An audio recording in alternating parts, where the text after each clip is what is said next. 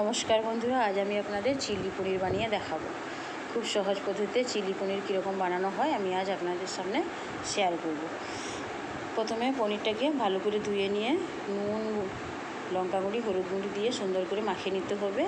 তারপর প্যানে তেল গরম করে ওই পনিরগুলোকে হালকা আঁচে ভেজে নিতে হবে।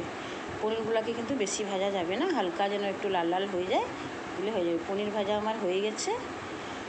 সব কটা পনিরকে এখন তুলে নেব।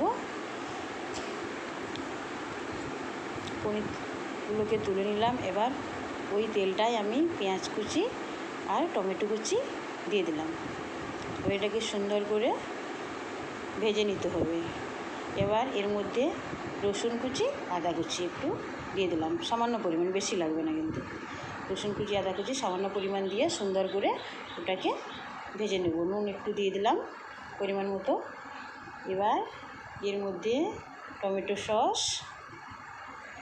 টমেটোর সসটা একটু বেশি লাগবে, সয়া সস হাফ চামচ আর চিলি সস 2 চামচ মতো।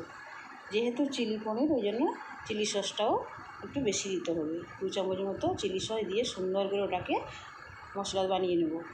এবার মশলা আমার হয়ে গেছে। এবার ওর মধ্যে আমি ভেজে রাখা পনিরগুলোকে দিয়ে দিলাম।